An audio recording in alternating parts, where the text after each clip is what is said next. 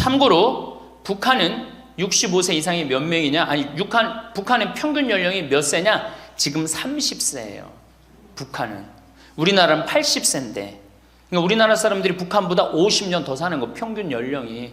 그러니까 여러분들 지금 남한에서 사는 거 감사해, 안 감사해요? 정말로 감사한 거예요. 제가 병자성사를 가보면은요, 보통 95살 먹은 어머니를 며느리가 이렇게 모시면 며느리가 몇 살이냐면 70살이야, 70살. 그러면 내가 병자성사를 가면 이렇게 누워있는 할머니, 그야말로 누워서 이렇게 죽 5년, 10년 받아먹는 할머니, 이렇게 며느리가 손을 잡고 뭐라고 그러는지 아세요? 엄마, 왜 이렇게 안 죽어? 엄마가 빨리 죽어야지. 엄마도 덜 고생하고 나도 덜 고생하지. 그 보는 앞에서 죽으랜다니까요. 손잡고. 그리고 꼭 하는 말이 있어요. 엄마가 빨리 죽어야지 우리 신부님도 그만 고생시키고. 병자성사 맨날 오니까 신부님 고생한다 이거지. 그러니까 살아있는 게 다 고생이라는 거지.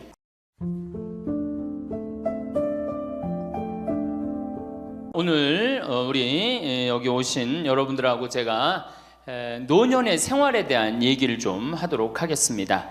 우리나라가 자식에 대한 관심은 세계에서 1등인데 노인에 대한 관심은 선진국 중에서는 꼴등인 것 같아요. 정말로. 우리가 3,000년 전에 평균 연령이 얼마였느냐 하면 3,000년 전에 평균 연령이 20세였어요. 20살. 3,000년 전에. 근데 1900년, 지금으로부터 100년 전에 평균 연령이 몇 세였냐면 47세였어요. 그러니까 3,000년 동안 27년 늘어난 거예요. 근데 1900년에서 지금 2008년, 불과 100년 만에 평균 연령이 80세야. 그러니까 100년 만에 몇 세가 늘어났느냐 하면은 33년이 늘어나는 거, 33년이. 그러니까 지금 우리 여기 할머니들 보통 보면은 제가 장례 미사에 보면은 대개 92살, 93살 이래요. 우리 여기 주방장 어머니도 얼마 전에 돌아가셨는데 96세 돌아갔어요. 96세. 그러니까 요즘 70쯤 이렇게 돌아가면은 뭐라고 그러냐면 아유 빨리 죽었네 그래요. 70쯤 죽으면. 그렇죠? 70쯤 죽으면 빨리 죽었네 그래요. 그러니까 여기 대부분의 분들이 여기 계신 분들 보면은 이 정말로 재수 없으면 100살까지 다 살 거예요. 여기 있는 분들은 100살까지. 예. 까매서 한번 호구조사를 한번 해봐야 되겠다. 나 지금 70 넘었다. 손 들어봐요. 70 넘었다. 70은 나이도 아니네 보니까. 80 넘었다 하면 손 들어. 80. 우리 할머니 80 넘었어요? 몇 살이세요? 81? 이 할머니 여기까지 온 근력 보니까 105살까지 살게 생겼네. 예. 아니 81인데 이렇게 정정한데, 근데 여러분들 천지가 그래요. 천지가. 우리가 2006년에 100살 넘은 사람이 몇 명이냐면 1960명이에요. 그러니까 거의 2,000명 됐어요. 2007년에 몇 명? 4,000명이에요. 4,000명. 더블로 늘어나요. 더블로. 일본은 100살 넘은 사람이 3만 명이 넘어요. 3만 명이. 그러니까 옛날에는 연령이 어떻게 돼 있었느냐 하면은 애들이 많았고 어른이 조금이었어요. 그래갖고 뭐 애들은 굉장히 많은데 나를 가면 갈수록 적어갖고 동네에서 60살 넘은 사람은 1명 내지 2명이야. 동네에서. 그러니까 60 환갑 넘었다 그러면 이렇게 지나가다도 환갑 넘은 할머니가 지나가면 절로 고개를 숙였단 말이에요.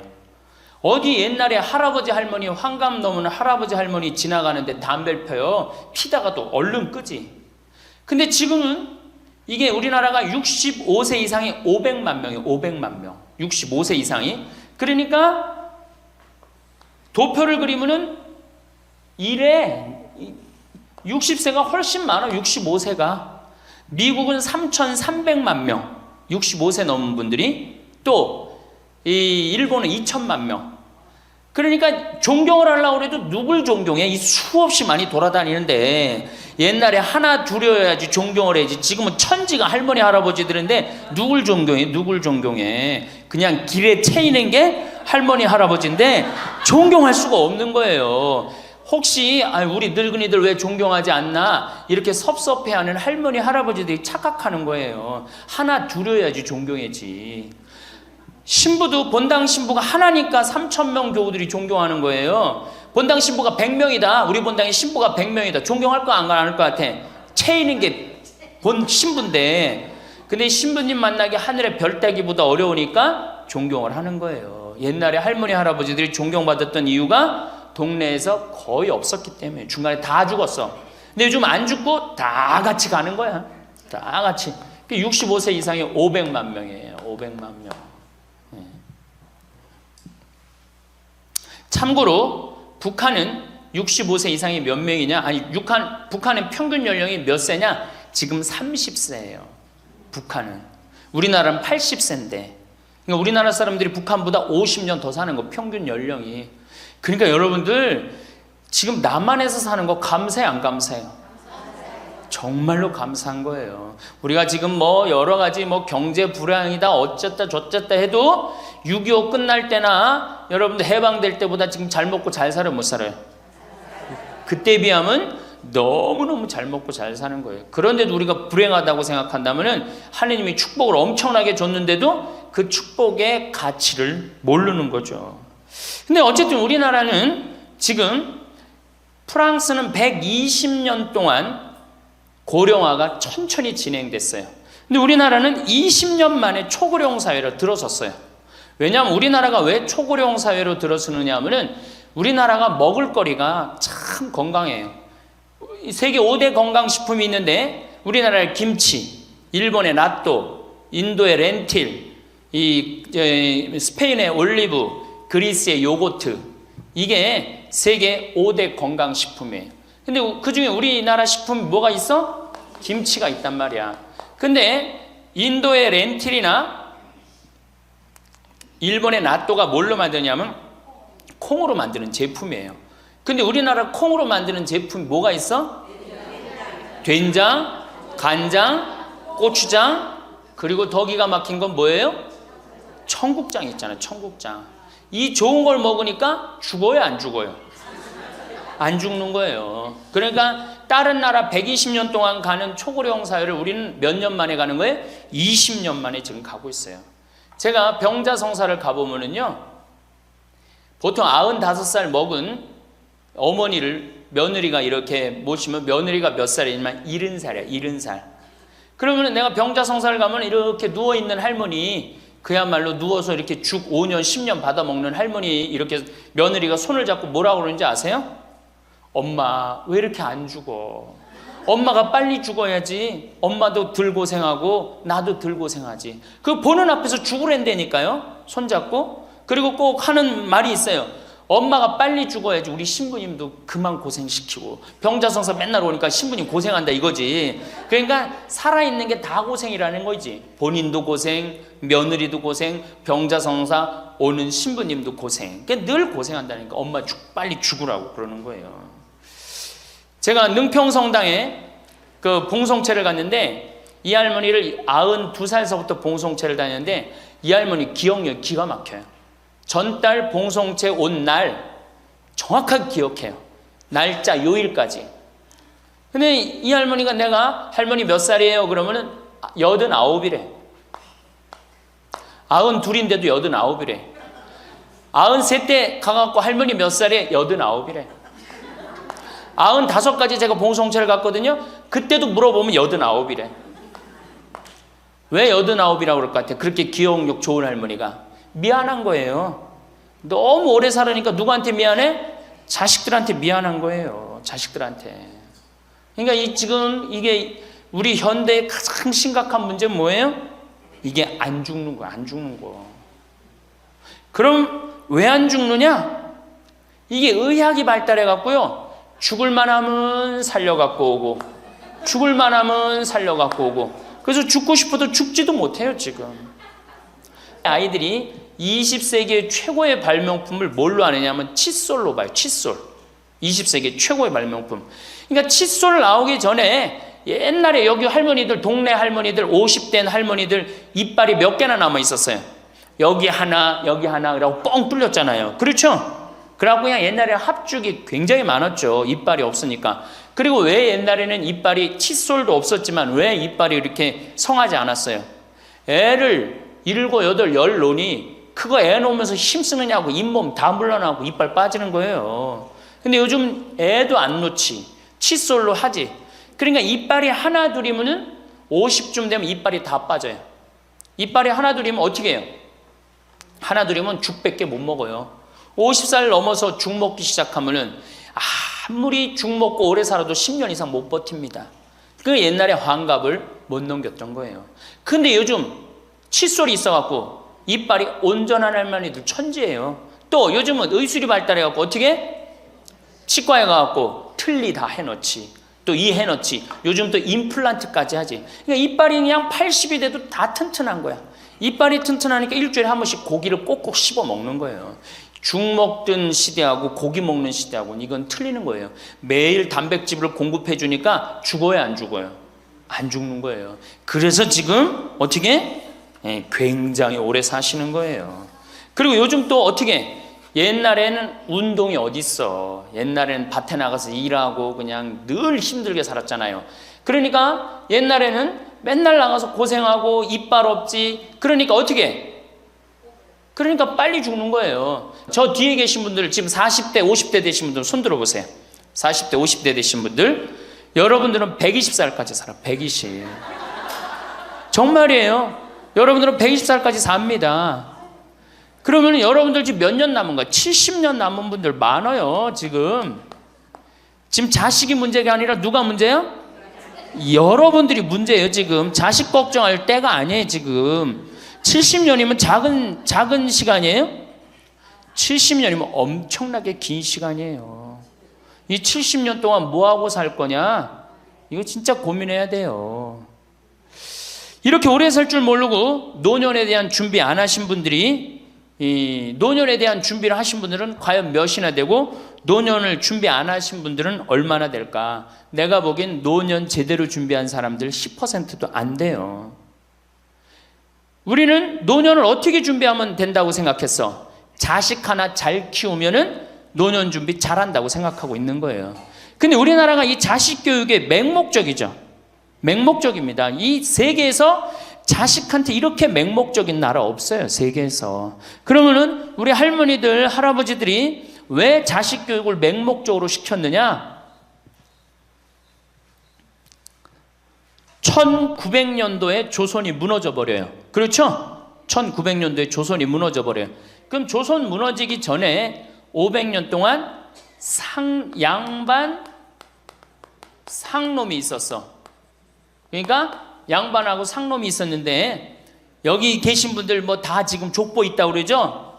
나도 사실은 우리 집 족보 있다고 그러지만은 이게 얼마나 믿어야 될지 몰라. 왜냐하면은 조선시대 양반이 10%밖에 안 됐어요. 100명 중에 10명만 양반이었어요. 충청도가 10%, 경상도는 4%밖에 안 됐어요. 그러면 90%는 다 뭐야? 상민이야, 상민. 노예든 노비든 뭐 백정이든 전부 다 서름 받고 살았어요. 옛날에 노비가 얼마나 서름을 받고 살았느냐 하면은 말을 타고 지나가다가도 양반 집을 지나가면은 양반 이 담이 시작되는 곳에서 말에서 내려야 돼요. 말 타고 양반 못 지나가요. 그러면은 말 타고 말을 끌고 가다가 양반 담이 끝나는 데서 다시 타고 갔어요. 만약에 그냥 말 타고 지나가다가 걸리면은 멍석마리로 맞았어요. 그러니까 그냥 수백 년 동안 서러웠던 게 1900년대 순식간에 무너져 버렸어. 양반, 상놈, 계급이 무너져 버렸단 말이야. 이제 뭐만 하면 출세할 수 있어? 공부만 하면 출세할 수 있었던 거예요.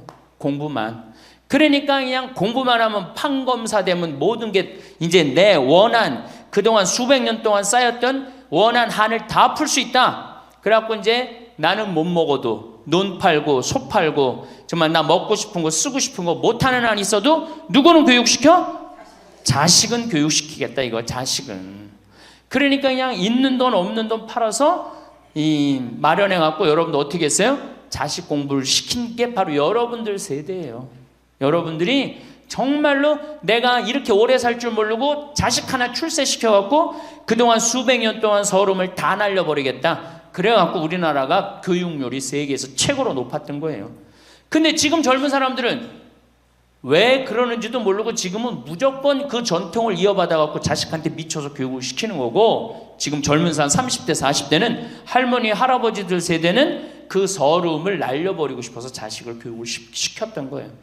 그렇게 이렇게 있는 돈 없는 돈 다 들여갖고 자식을 출세를 시켰어. 출세를 시키면 호강할 줄 알았는데 자식이 출세하면은 호강합니까 안 합니까? 제가 이제까지 사목 경험에 의하면은 출세한 자식일수록 부모를 더 안 모십니다. 출세한 자식일수록. 부모가 서울대학 연고대 정말 대학 졸업시켜갖고 내가 출세를 했어요. 그래갖고 집에 비데가 있어. 비데. 화장실에 가면 물 나오는 거 있죠? 비데도 있고 이태리 대리석도 있고. 집은 삐까번쩍하게 기가 막히게 했는데 늙은 우리 무식한 엄마는, 무식한 아버지는 그 집에 어울려요 안 어울려요?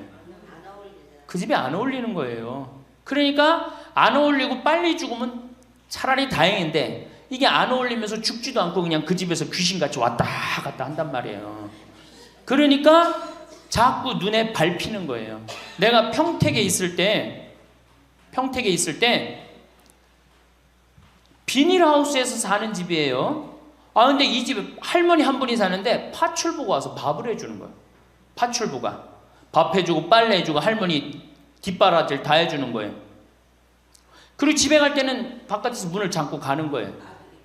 신기한 거예요. 어떻게 저런 일이 벌어지느냐. 또 봉송체도, 성당 다녀오고 봉송체도 하고. 알고 봤더니 아들이 서울에서 100억대 재산가야. 집은 정말 으리으리한 집이야. 근데 그 무식한 할머니가 그 집에 어울려요 안 어울려요? 안 어울리는 거야. 그러니까 이건 그래도 그 자식이 양심은 있어갖고 엄마는 내다버릴 수는 없고, 그러니까 서울에서 평택에다가 비닐하우스를 줘갖고 파출부 하나 있어. 거기다 갖다 놓고 그냥 내다버릴 수는 없고 어떻게 그냥 그렇게 모시는 거예요. 그랬더니 내가 어느 노인대학에 오신 분들한테 이 강의를 했더니 할머니 한 분이 그런 얘기를 안 버린 게 다행이다 그러는 거예요. 그걸로 만족하는 거예요. 안 버림을 당하는 것만 해도 다행이라고 그러는 거예요. 이게 기가 막힌 정말로 시대에 우리가 살고 있죠. 여기 우리 할머니 할아버지들 내 자식이 특히 아들 자식, 내가 이 아들에 대한 아주 그 혐오감이 있는데 아들 자식 출세시키면은 내가 호강할 것 같죠? 가만히 생각해봐요. 아들을 기가 막히게 잘 키워서 서울대학 나왔어. 의사가 됐어. 판검사가 됐어. 그러면은 어떤 할머니가 그래요. 아들 자식 잘 키우면 잘 키울수록 여우 같은 년이 나타나서 낚아채 간다는 거예요. 아들 자식을 잘 키우면 잘 키울수록 여우 같은 년이 나타나서 낚아채 간다는 거예요. 근데 가만히 생각해보니까 그 말이 맞는 것 같아요. 왜? 아니 의사하고 판검사면은 이쁘고 귀하게 자란 집 딸이 낚아채 갈 거 아니야. 다 그렇게 결혼하지 않아요? 그럼 그걸 어떻게 해? 그냥 자식 뺏기는 거예요. 그래서 딸을 둘 놓으면 금메달, 아들 하나 딸 하나 놓으면 은메달, 아들만 둘 놓으면 목메달이에요. 그래서 아들만 둘 놓으면 목메달이에요. 여기 얼마 전에 굉장히 재미난 통계가 나왔어요. 아들은 늙은 부모를 54% 구박한대요. 아들은 늙은 부모를, 며느리가 14% 구박한대요. 딸이 11% 구박한대요. 그러니까 아들 하나 딸 하나 있으면 늙어서 구박을 얼마나 받아? 55% 구박 받는 거야. 그렇죠? 근데 아들만 둘이면 어떻게 되는 거야? 곱하기 2 하면 되는 거예요. 여기다가. 그럼 몇 퍼센트 구박 받아? 108% 구박 받는 거예요. 그러니까 아들 있다고 좋아하는 시대는 끝났다. 물론 아들이라고 다 불효자는 아니에요. 물론 제가 이렇게 목욕탕 이렇게 가보면은요, 정말 기가 막힌 아들을 많이 봐요. 80, 90된 아버지를 60된 아들이 모시고 와갖고 다 때 밀어드리고, 그 다음에 온탕에 들어갈 때도 손 한번 대보고 아버지 여기 괜찮다고 그러고, 끝나면 또 온몸에 로션 다 발라주고 이 옷 입혀가는 그런 자식들 참 많이 봐요. 기가 막힌 효자들도 있어요. 또 음식점에 가보면은 큰 늙은 그냥 꼬부랑 할머니 모시고 와갖고 고기 구워서 입에 넣어드리는 자식들도 참 많이 봐요.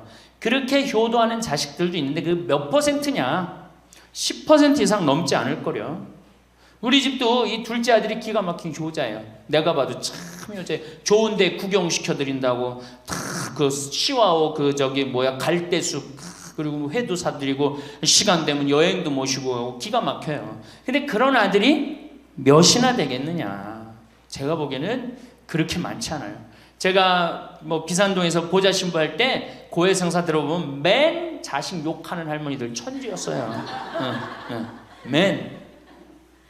우리나라가 자식에게 이 사교육비로 쏟아붓는 돈이 세계 1등입니다. 사교육비가 얼마 들어가? 20조 원을 쏟아넣었어요. 공교육비 말고 학교 가는 학비, 책값 이런 거 말고 학원 보내고 과외시키는 것만 20조 원을 쏟아놓은 거예요. 에이, 정신 나간 거죠. 이렇게 있는 돈 없는 돈 쏟아서 자식한테 쏟아붓는데 늙은 부모 안 찾아가기로 세계에서 1등이 어디예요? OECD 국가 중에 우리나라가 1등이에요. 엄청나게 받았는데 그거 부모한테 되돌려줘요? 안 되돌려줘요? 되돌려주지 않아요. 이게 받아만 한 자식은요 줄 모릅니다. 받아만. 근데 우리나라 부모님들이 교육을 정말 잘못하는 게 뭐예요? 초등학교, 중학교, 고등학교, 대학교, 대학원 장가 갈 때까지 어떻게 해? 다 해줘. 자기 허리 휘는 거 모르고. 미국은요 10살이 돼 애가 10살이 되면은 동네에서 얘네들은 16살이면 운전면허증을 딸 수 있어요. 16살이면. 그럼 10살 생일 때 얘네들이 뭘 하느냐 하면은 동네에 돌아다니는 차, 자기 마음에 드는 차 있죠? 그걸 찍어요.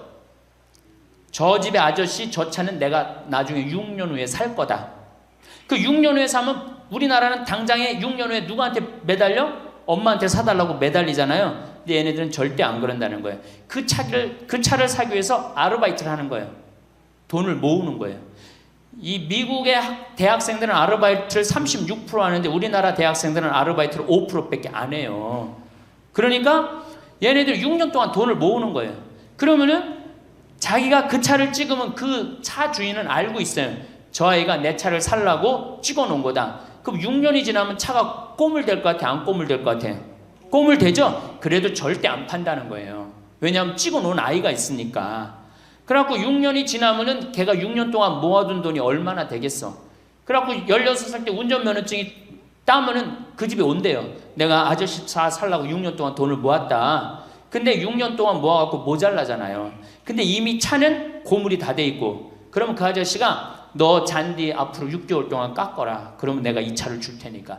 그렇게 해서 자기 차를 구입한다는 거예요. 그러니까 걔네들은 미국의 아이들도 차 하나를 구입해도 어떻게? 아무리 부잣집 아이들 때더라도 다 자기가 아르바이트해서 하는 거예요. 그 16살만 되면 독립한다고 생각을 해요. 차 자기가 구입하죠. 집도 자기가 구입합니다. 결혼해서 살 집도 자기가 돈 벌어서 다 해요. 그리고 여자를 데리고 오지 우리나라처럼 일단 여자 데리고 오면 부모님이 집 얻어주는 이 기가 막힌 거죠. 여러분들 우리나라 60대 되신 부모님이 자식 뒷바라지 책임져주는 비율이 83%예요. 그러니까 대부분의 할머니 할아버지들이 60이 돼도 누구 뒷바라지 해주느냐고 허리가 휘어? 자식들 뒷바라지 안 하고 허리가 휘는 거예요. 우리 집에 캐나다 원어민 선생님 수원에 있는 중학교 영어 원어민 선생님이 일주일 동안 우리 집에 와서 농사를 배웠어요.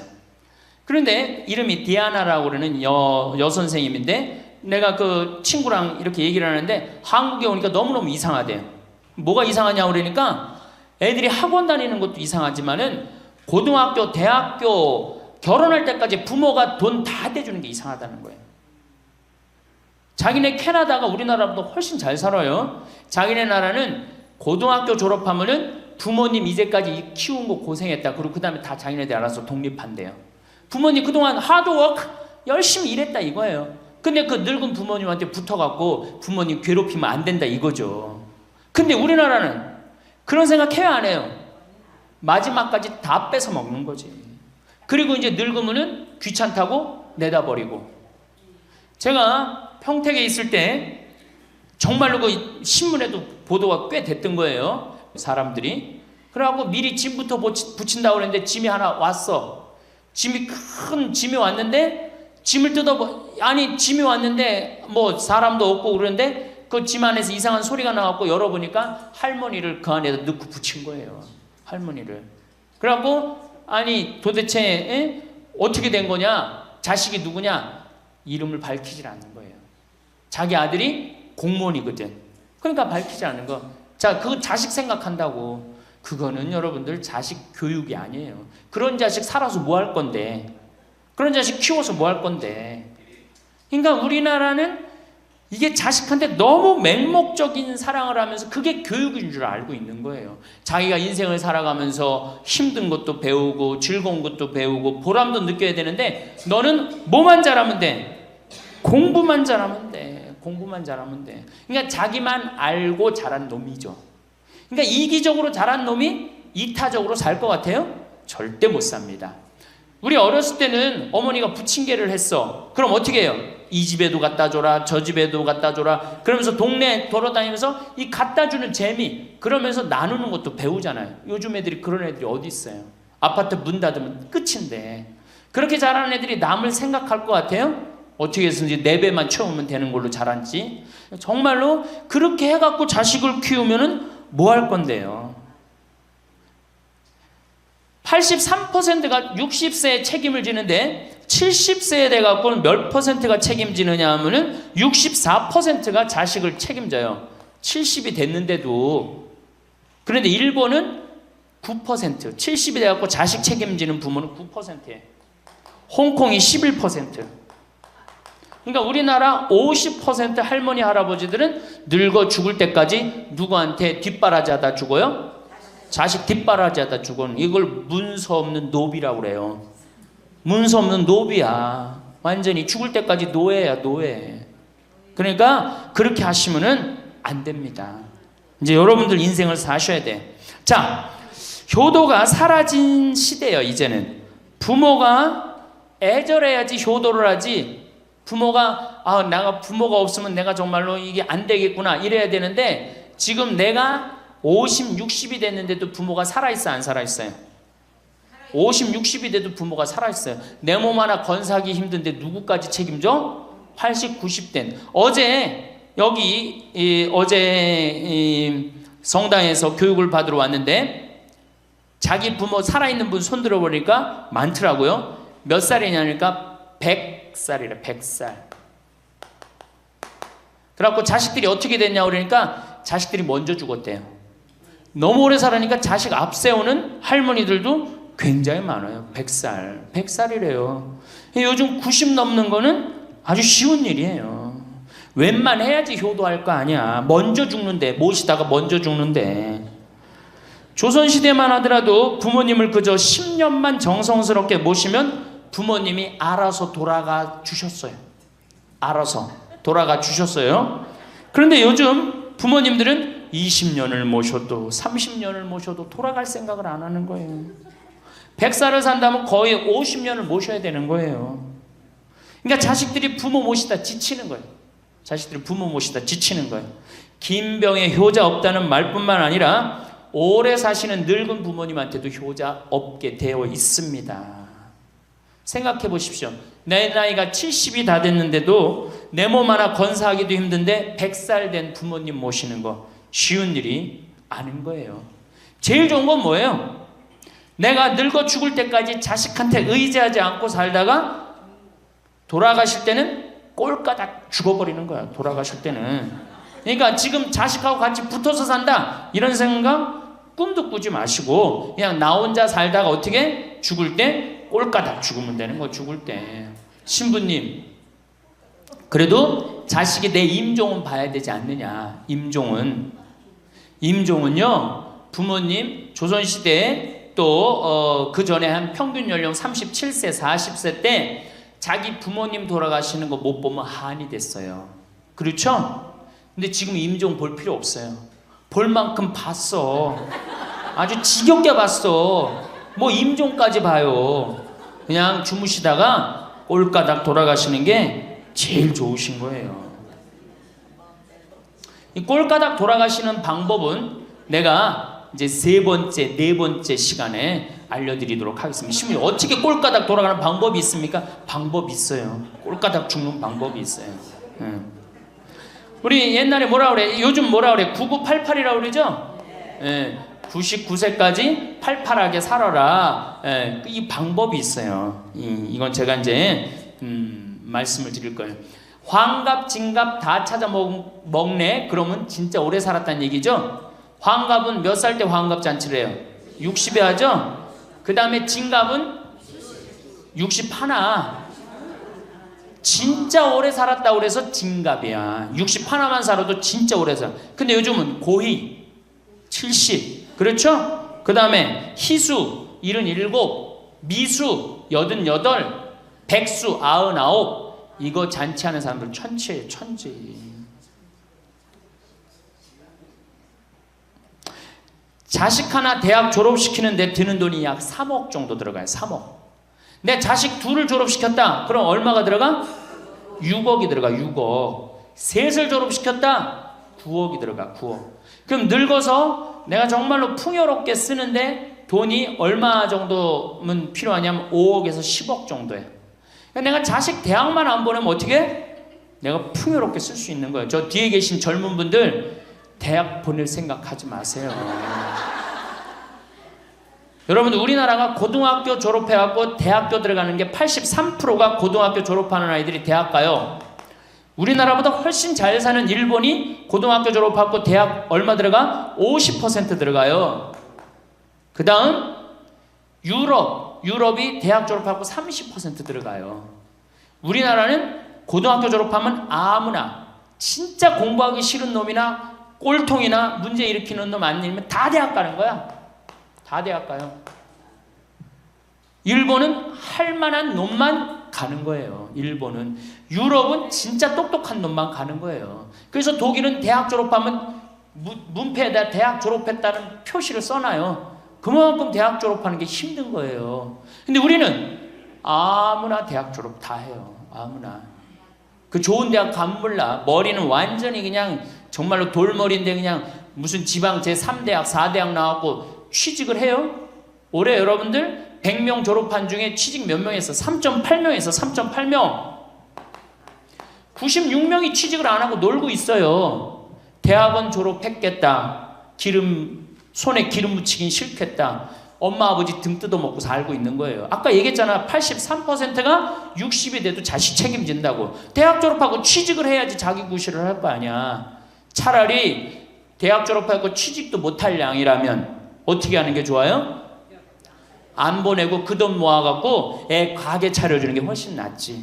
아니면 그 돈 모아갖고 나 노후 대책 드는 게 훨씬 낫지.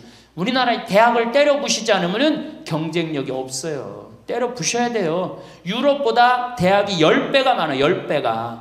유럽보다 대학이. 근데 그 대학이 경쟁력이 있느냐? 55개 국가 중에 경쟁력이 53개 3등이에요. 우리나라 대학이. 그러니까 다 미쳐있는 거야. 내가 보기에는 다 미쳐있는 거야. 그냥 제발 좀 정신 좀 차리세요. 저 뒤에 계신 분들.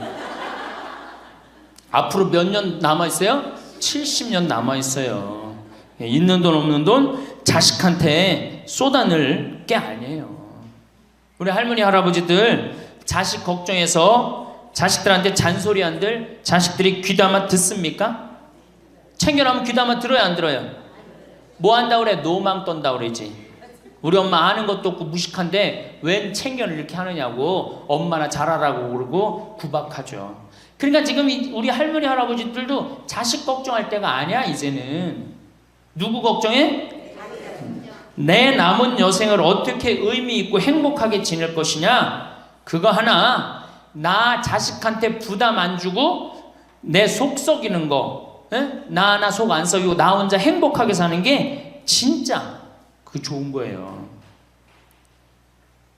제가 외국 여행 다녀보니까 선진국에서 돈 쓰는 사람들은 다 할머니 할아버지들이에요. 백화점에서 양장 사 입고 양복 사 입는 분들 다 누구야? 할머니 할아버지들이에요. 내가 뭐 프랑스 파리 쌍젤리제 거리, 그 다음에 이탈리아 나보나 광장 이런 데 다 다녀보잖아요. 밤에 누구만 돌아다녀요? 할머니 할아버지들만 돌아다녀요. 거기서 다 팔짱 끼고 나와서 와인 마시고 맥주 한잔 마시고 그리고 들어가세요. 우리나라 명동 밤거리에 누구만 돌아다녀요? 젊은 애들만 돌아다니죠? 할머니는 그 시간에 뭐해? 뒷방에 쥐처럼 웅크리고 있는 거예요. 정말로. 그래갖고 명동에 나가면 할머니들, 할아버지도 구경할 수 없는데 탑골 공원에 가보면 할머니들이 거기서 뭐하고 비둘기하고 놀고 있잖아. 놀아주는 사람도 없으니까. 비둘기하고 놀아주고 있는 거예요. 제발 그러지 마시고 가지고 있는 거 쓰고 돌아가세요. 쓰고. 그리고 제발 다니세요. 그리고 우리 할머니들 지금 오늘 1박 2일 이렇게 나와주는 거 이거 며느리한테 굉장히 좋은 거예요. 나 며느리랑 산다 한번 손 들어봐. 며느리랑 사는. 며느리랑 사는 분은 가능한 한 집에서 자꾸 나가주는 게 좋은 거예요. 하루라도 집을 비워주는 게 며느리가 좋은. 생각해봐. 30년 40년 시어머니하고 같이 산다고 생각을 해봐요. 아침부터 저녁까지 그냥 얼굴 마주보고 산다고 생각해봐. 얼마나 힘들어. 귀 있을 때마다 뭐 해주는 게 좋아? 나가주는 게 좋은 거예요. 그러니까 가능한 한 나가 돌아다니고, 예? 아침에 해 뜨면 집에 나와갖고 해 지면 집에 이제 들어가는 거, 그게 좋은 거예요. 그래갖고 청승맞게 탑골공원 그런 데 가면 안 되고 이런 데, 그냥 노인대학. 우리 천주교가 진짜 잘하는 게 뭔지 아세요? 노인대학이에요. 노인대학. 이거 정말로 천주교 진짜 잘하는 것 중에 하나예요. 우리나라 경제가 왜 안 돌아가는 줄 아세요? 할머니 할아버지들이 돈을 안 써서 경제가 안 돌아가는 거예요. 할머니 할아버지들이 돈을 안 써서 경제가 안 돌아가는 거 생각을 해봐. 옛날에는 할머니 할아버지들이 조금밖에 없었잖아요. 쓰면 얼마나 써, 이 할머니 할아버지들이. 애들이 돈 썼잖아요. 근데 지금은 어때? 이렇단 말이야. 이 500만 명이 돈을 안 쓴단 말이야. 돈을 왜 안 써? 돈을 왜 안 쓰냐면은 내가 가지고 있는 집 이거 누구한테 물려주려고 안 쓰는 거야? 자식한테 물려주려고 안 쓰는 거야. 이거 은행에다 맡기고 이거 쓰면은 우리나라 경제 돌아갈 것 같아? 안 돌아갈 것 같아요? 팍팍 돌아갑니다. 팍팍. 할머니들이 여행도 많이 다니고 옷도 많이 사고 맛있는 것도 많이 사고 사 먹고 그러면 경제 팍팍 돌아가. 아 근데 이 500만 명이 돈을 깔고 뒷방에 딱 그냥 눌러 앉아서 안 쓰네. 그러니까 경제가 안 돌아가는 거예요. 다 쓰시다가 돌아가실 때 통장에 500만 원만 남겨놓고 돌아가세요. 500만 원만 통장에 다 쓰다가 신부님 500만 원으로 무슨 장례를 합니까? 부주금 들어오잖아. 부주금. 이 부주금 갖고도 싸우는 사람 많아요. 네가 더 갔느냐 내가 더 갔느냐 그리고 싸우고 앉아있다고. 세상에 부모 돌아가셨는데 부주금 갖고 그래갖고 형제끼리 싸워갖고 죽고 그러는 경우도 많아요. 얼마나 이게 우리나라가 지금 정말 불행한 거예요. 다 쓰다가 통장에 얼마만 남기고 죽어? 500만 원만 남기고 죽을 때 어떻게 죽어? 꼴까닥 죽어버리란 말이야. 다 쓰다가 통장에 500만 원만 남으면 꼴까닥 죽게 돼 있어요. 근데 안 쓰고 뒷방에 들어 앉으면 10년 20년 벽에 똥치라고 사는 거예요. 저는 우리 형제들한테 이미 공표했어요. 어머니가 돌아가시든지 아버지가 돌아가시든지 부주금 들어오면 형제들이 한 푼도 손 못 댄다. 그거 내가 다 가지고 과원이나 양론에 집 한 채 줘준다. 어머니 이름이나 아버지 이름으로. 얼마나 멋있어. 그렇게 멋있게 살다가 가야 되지 않아요? 이건 죽으나 사나 내 자식밖에 모르고 사니 이게 얼마나 나라가 빡빡하고 답답해요. 우리나라 그냥 다른 빌 게이츠 240억 달러를 사회에 기증해놨잖아요. 우리나라는 어떻게 한 푼이라도 더 자식한테 재산, 돈 많은 사람들이 재산 자식한테 더 준다고 편법 쓰고 불법 쓰고. 정말 얼마나 답답해요. 우리 할머니들은 다 쓰다가 통장에 500만 원만 남기고 죽든지, 만약에 죽으려고 그랬는데도 아직도 돈이 남았다 그러면은 본당 신부한테 갖다 줘. 에? 여러분들 한시민한테 갖다 주란 말이야.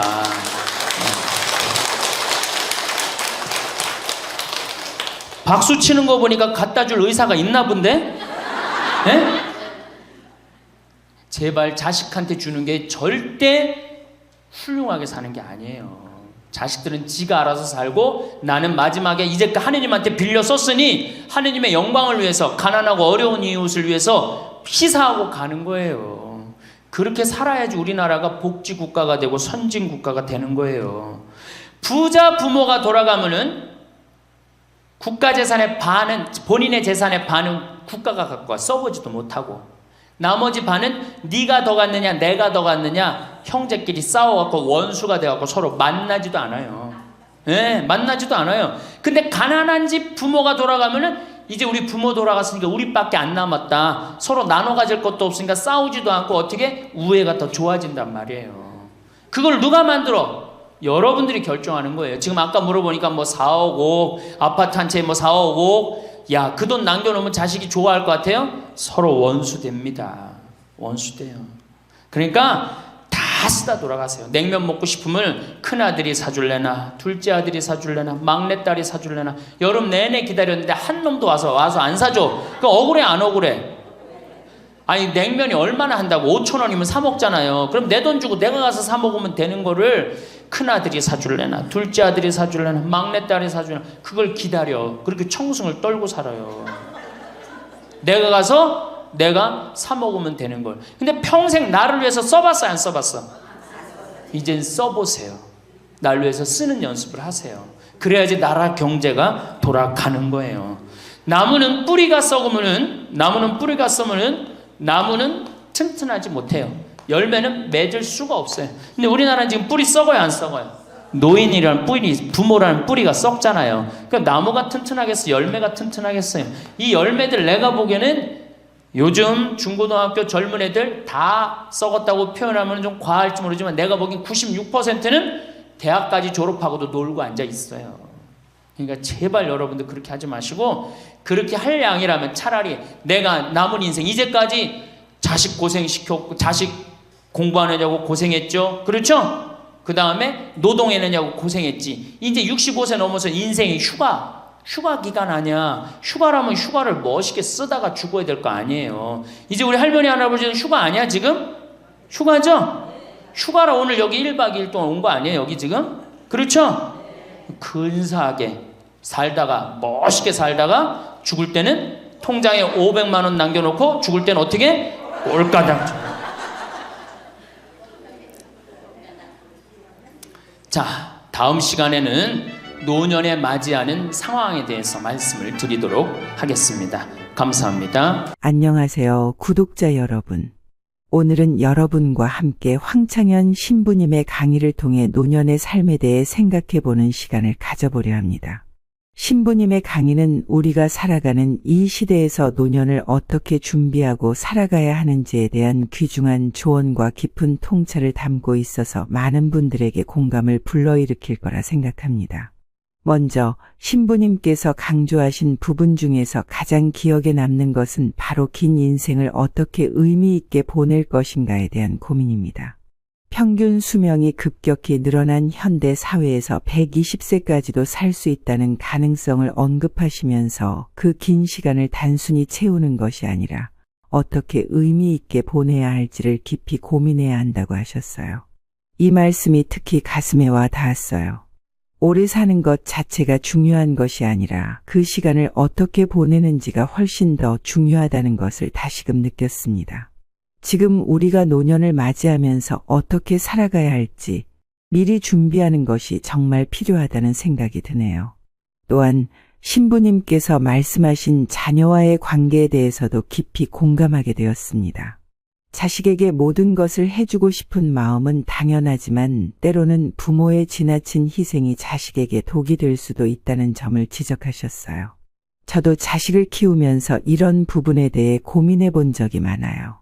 자식을 위해 희생하는 것이 반드시 자식의 행복으로 이어지는 것은 아니라는 생각, 여러분도 한 번쯤 해보셨을 거라 생각합니다.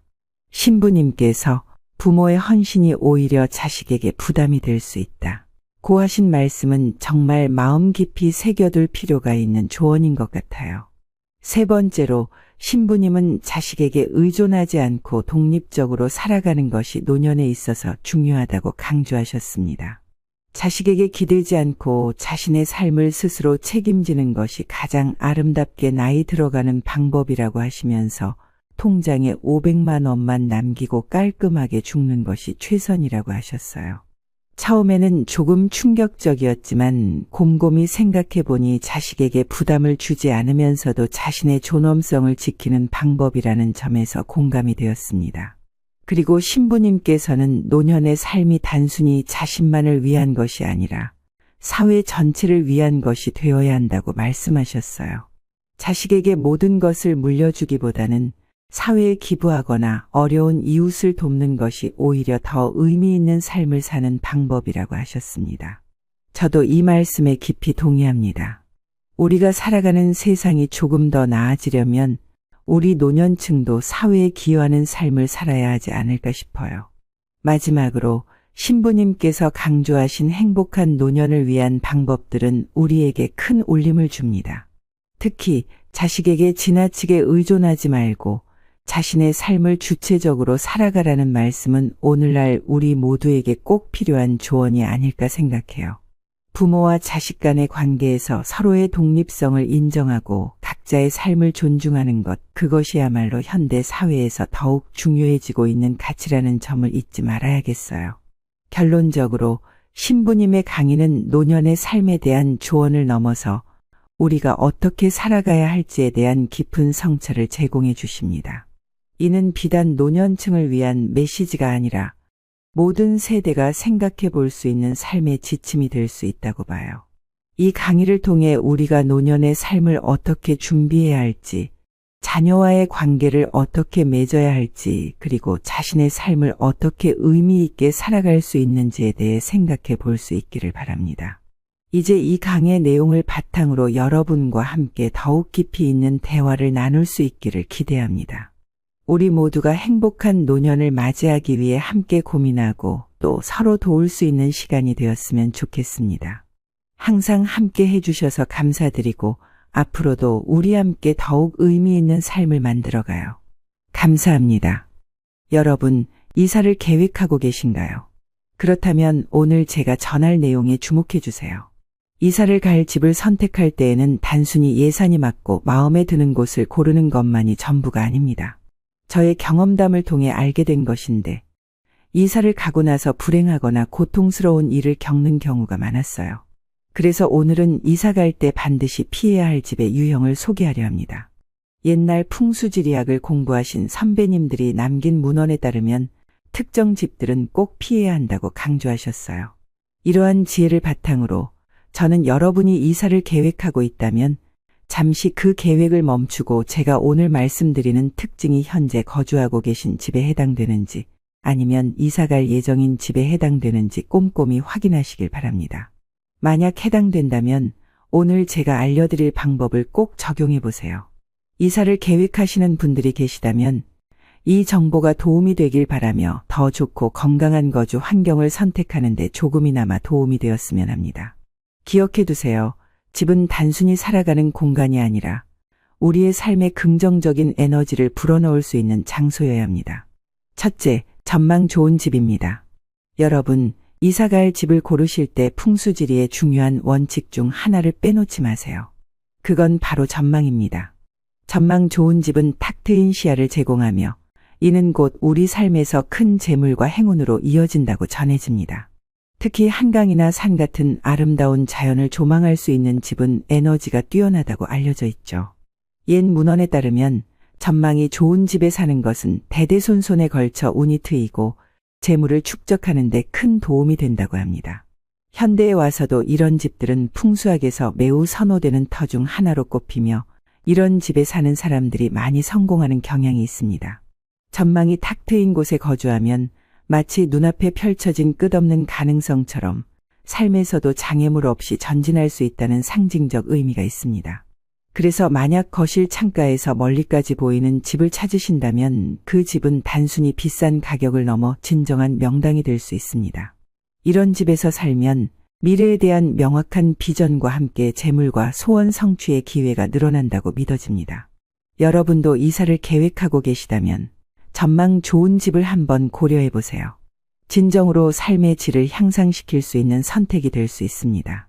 두 번째, 느낌이 오는 집입니다. 이사를 준비하실 때 집을 보러 다니는 일은 참 중요합니다. 그 중에서도 특히 방문하자마자 이곳이다 싶은 집이 있죠. 바로 그 집, 그 느낌을 절대 간과하지 마세요. 여러분 각자에게는 독특한 기운이 있으며 이 기운이 외부의 기운과 조화를 이루었을 때 그 느낌은 매우 긍정적인 반응을 일으킵니다. 이런 긍정적인 느낌이 드는 집은 운을 불러오고 행복이 넘쳐오르는 곳입니다. 이게 바로 오늘 여러분께 전하고 싶은 중요한 메시지입니다. 집과의 첫 만남이 기쁘고 활기차다면 그 집은 여러분에게 맞는 집입니다. 반면 집에 들어섰을 때 어두움이나 우울함을 느낀다면 그런 집은 피하는 것이 좋습니다. 집을 선택할 때 남들이 좋다고 하는 집이 반드시 여러분에게도 좋은 집은 아닙니다. 따라서 집을 보러 갔을 때의 첫 느낌을 중요하게 생각하셔야 해요. 첫 인상이 밝고 긍정적인가요? 그렇다면 그 집은 여러분의 기운과 잘 맞는 집일 가능성이 높습니다. 이런 집에서는 분명 좋은 일들이 많이 일어날 거예요. 그러니 집을 고를 때는 이러한 감정적인 반응을 소중히 여기시고 여러분의 감정을 믿으세요. 여러분의 새로운 보금자리가 여러분의 삶에 긍정적인 에너지를 불어넣고 모든 면에서 번영을 가져다 줄 수 있도록 신중한 선택을 하시길 바랍니다. 세 번째, 통로가 좁은 집입니다. 이사를 할 때 주의해야 할 또 하나의 중요한 포인트는 바로 집의 통로와 공간 분배입니다. 옛날부터 좋은 집은 입구가 좁고 뒷마당이 넓은 구조로 알려져 있습니다. 이런 구조는 집 전체의 안정감과 편안함을 제공하며 좋은 기운이 집 안으로 잘 흘러들어오게 합니다. 하지만 현대의 아파트는 공용 공간이 많거나 실제 거주 공간보다 크게 보이도록 설계된 경우가 많습니다. 집을 보러 갔을 때 실제 알고 있는 평수보다 좁게 느껴진다면 이는 기운의 흐름이 원활하지 않을 수 있다는 신호일 수 있습니다. 특히 거실이 좁게 느껴지는 집은 가능한 피하는 것이 좋습니다. 현대 풍수지리학에서는 이러한 공간의 활용성과 기운의 흐름이 매우 중요합니다. 집 안에 들어서자마자 탁 트인 느낌을 받는다면 그 집은 긍정적인 에너지가 잘 흐르는 공간일 가능성이 높습니다. 반대로 입구가 협소하고 내부 공간이 기대에 못 미치면 그 집은 에너지가 막혀 있을 수 있으니 주의하셔야 합니다. 따라서 집을 선택할 때는 실내 공간의 분배와 크기를 꼼꼼히 확인하시고 개방감과 통풍이 잘 되는 구조를 선호하시는 것이 좋습니다. 이런 요소들은 집에서의 삶의 질을 결정짓고 여러분의 행운과 행복에 크게 기여할 수 있습니다. 넷째, 물의 중요성입니다. 풍수지리학에서는 큰 물 근처에 위치한 집이 큰 운을 가져다 준다고 여겨져 왔습니다. 실제로 큰 강이 있는 지역은 대부분 부유한 지역으로 알려져 있죠. 예를 들어 서울의 한강변에는 고가의 아파트들이 즐비해 있습니다. 이는 단순히 경치가 좋기 때문만이 아니라 강이라는 큰 물줄기가 부의 기운을 끌어들인다고 여겨지기 때문입니다. 하지만 물의 영향은 외부 풍경에만 국한되지 않습니다. 집 내부에서도 물의 흐름은 매우 중요한데요. 집을 보러 갈 때는 꼭 수전을 확인하셔야 합니다. 수압이 강하고 물줄기가 거세게 나오는 집은 좋은 기운이 넘친다고 볼 수 있습니다. 반대로 수압이 약하거나 물줄기가 애매모호하게 나오는 집은 기운이 약해 재물운이나 건강에 좋지 않은 영향을 미칠 수 있습니다. 따라서 이사를 고려하실 때는 반드시 집안의 수압을 확인하세요. 강한 수압은 집안으로 흘러들어오는 긍정적인 에너지의 표현이며 이는 여러분의 생활에도 큰 행운과 번영을 가져다 줄 것입니다. 물이 풍부하고 흐름이 좋은 집을 선택함으로써 여러분은 재물 걱정 없이 풍족한 생활을 누릴 수 있게 될 것입니다. 다섯째, 눈에 잘 띄는 집입니다. 풍수지리학에서는 현관이 눈에 잘 띄는 집이 긍정적인 에너지를 받는다고 여겨집니다.